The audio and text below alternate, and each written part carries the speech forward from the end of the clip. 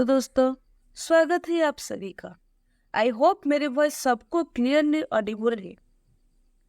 आज के इस धमाकेदार सेशन में मैं आपके साथ डिस्कस करने वाली हूँ अपकमिंग बैंकिंग एग्जाम 24-25 के लिए आपका क्वांट का स्ट्रेटेजी कैसे होना चाहिए, क्वांट का सिलेबस को बेसिक से एडवांस तक कैसे प्रॉपरली कंप्लीट करना है, कैसे इनके सारे के सारे कंसेप्ट और अप्रोच में कमांड हासिल करना है, कैसे आपका स्पीड बढ़ाना है और साथ ही साथ एक्यूरेसी को कैसे मेंटेन करके चलना है, ये सब मैं एक एक करके बताऊंगी।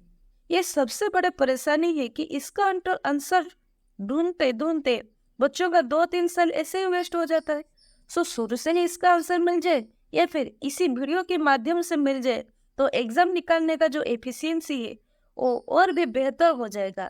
कई बच्चे बहुत सारी गलती करते हैं, उन सभी मिस्टेक को मैं एक एक करके बताऊंगी, आप उसको सुधार करिए और ये वीडियो अगेन 3-4 महीने के बाद देखिए और आपका एक्चुअली में इम्प्रूव हुआ कि नहीं वो आके मेरे को बताना।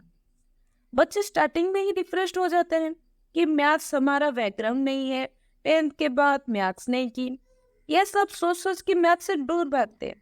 लेकिन आपने अगर डिसाइड किया है कि कॉम्पिटिटिव एग्जाम देना है और उसको निकालना है तो आपको मेहनत तो करनी पड़ेगी। कई बच्चे मैथ्स में इतने कमजोर होते हैं लेकिन मेहनत भी नहीं करना चाहते, ऐसे कैसे क्लियर होगा? फिर आपको मेहनत करना है लेकिन अच्छे स्ट्रेटेजी के साथ, तभी आपकी मेहनत रंग लाएगी। डिप्रेस बिल्कुल नहीं होना है, किसी से कंपेयर नहीं करना है, खुद को कल से और भी बेहतर बनाना है।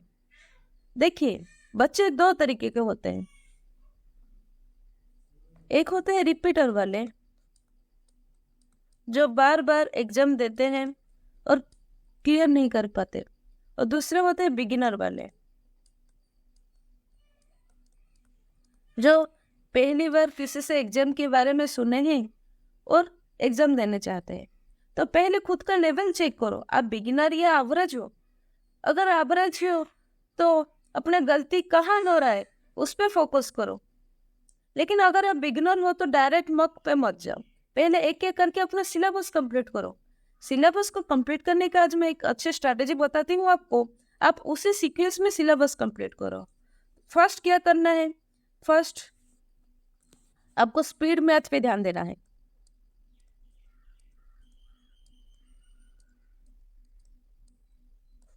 स्पीड मैथ मतलब समझते हो क्या क्या आता है उसमें? Calculation, simplification, quadratic equation, number series, ये सभी चीजें आते हैं स्पीड मैथ में। इसको कंप्लीट करो। फिर 3 टॉपिक पे ज़्यादा ध्यान दो, average, percentage, ratio and proportion.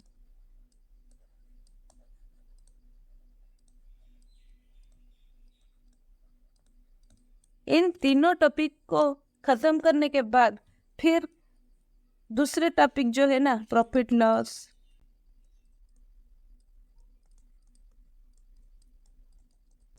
SICI, partnership, time and work, speed time distance, age, ऐसे जितने भी सारे टॉपिक है ना, इसको एक एक करके कंप्लीट करो। और इन सभी टॉपिक में यूज होगा एवरेज, परसेंटेज, रेशियो, प्रोपोर्शन, तीनों चीज़ें यूज होगी, ये सारे टॉपिक करना है। इसलिए पहले उन तीनों को ख़त्म करो, फिर उसको यूज़ करके ये सारे टॉपिक ख़त्म करना है। फिर आपको ज़्यादा से ज़्यादा DI प्रैक्टिस करना है, डाटा इंटरप्रिटेशन, जो बहुत प्री एंड मेंस में आता है। प्री का जो DI रहता है वो थोड़ा आसान वाला रहता है और मेंस का जो DI है वो बहुत अच्छा खासा लेवल का आता है। सो DI और स्पीड मैथ अगर उसमें मेहनत कर ली, उसमें कमांड हासिल कर ली, तो मैथ्स का 90% हो गया समझो। क्योंकि क्वांट सेक्शन में ज़्यादातर DI का क्वेश्चन आता है, ठीक है। सो उसी पे ज़्यादा ध्यान देना स्टार्ट कर दो। मैथ्स का बड़ी चीज़ ये है कि उसमें कैलकुलेशन में एकदम कमेंट हासिल करना है। कैलकुलेशन, कंसेप्ट और लैंग्वेज, इन तीनों पे अगर कमेंट हासिल कर लिया तो फिर बहुत आसान हो जाएगा आपको मैथ्स में। कैलकुलेशन स्ट्रांग है, लेकिन अगर कंसेप्ट ही क्लियर नहीं है या फिर कंसेप्ट स्ट्रांग है, आपको उसका बेसिक पता है पर क्वेश्चन का लैंग्वेज ही आपको समझ में नहीं आ रहा है, तो फिर दिक्कत हो जाएगी। इसीलिए इन तीनों को एक साथ लेके आपको मैथ्स प्रैक्टिस करनी पड़ेगी। Concept is soul of math. आपको हर टॉपिक में बिल्कुल गहरा में जाके सोचना पड़ेगा कि ये क्यों हो रहा है, क्वेश्चन पूछा क्या है, रीडिंग स्पीड बढ़ानी होगी। अगर फिर स्टार्टिंग में जाके पढ़ रहे हो तो फिर टाइम की दिक्कत लग जाएगी। एक ही बार में क्वेश्चन समझना है, बार बार क्वेश्चन को मत देखो। इतना कॉन्फिडेंस होना चाहिए कि क्वेश्चन का एक लाइन पढ़ते पढ़ते आपका माइंड में कैलकुलेशन स्टार्ट हो जाना चाहिए। इससे दिमाग में होना चाहिए कि कोई क्वेश्चन मैथ्स का दे दो, मैं कर लूंगी। इतना कॉन्फिडेंस नहीं होगा तो मैथ्स में आगे बढ़ना बहुत मुश्किल हो जाएगा। जैसे कि एक टॉपिक ले लो, स्पीड, टाइम एंड डिस्टेंस की। इसमें होता है speed is equal to distance by time. क्यों होता है?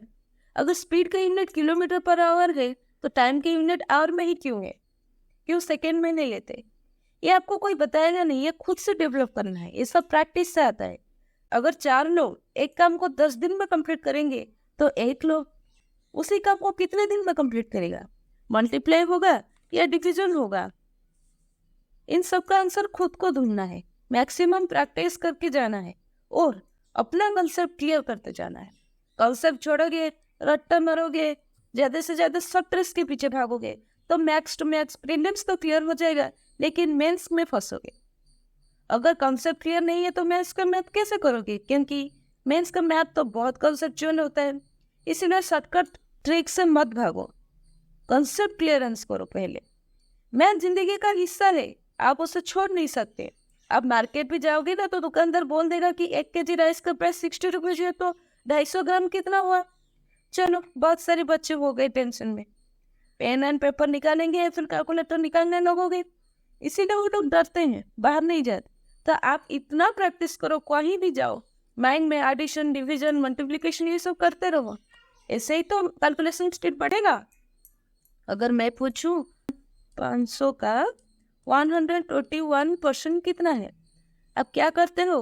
500 इंटू 121 बाई 100, ऐसे 100 कट करना है, फिर 121 इन 5, 5 1 जा 5 0 6, ऐसे करते हो ना। बहुत सारे बच्चे ऐसे करेंगे। ये तो बिल्कुल रॉन्ग प्रोसेस है। ऐसे करोगे तो कितना टाइम जाता है? एटलीस्ट 1 मिनट तो खर्च हो गया ना। एग्जाम में इतना टाइम कहाँ होता है? तो फिर कैसे करोगे? सारा दिमाग का खेल है। 500 का 121%, ऐसे परसेंटेज 100 कट करना है, फिर 5 इंटू 121, तो 121 मतलब क्या हुआ? 120 plus 1, 120 into 5 600 plus 5 into 1 5, 600 plus 5 605। ठीक है, ये सब बिना पेन एंड पेपर करना है। समझ गया ना मैं कैसे की? 121 को डिवाइड कर दिया, तोड़ के करोगे ना, उतना आसानी होगा आपको मैथ्स में कैलकुलेशन करना। सो मैथ्स को ऐसे ही अपना डेली लाइफ का हिस्सा बना लो। तो चलो मिलके मेहनत करेंगे, मैथ्स को और भी बेहतर तरीके से समझेंगे और भी अच्छे तरीके से प्रिपरेशन करेंगे। मिलते हैं अगले वीडियो में, तब तक बाय बाय, गुड नाइट।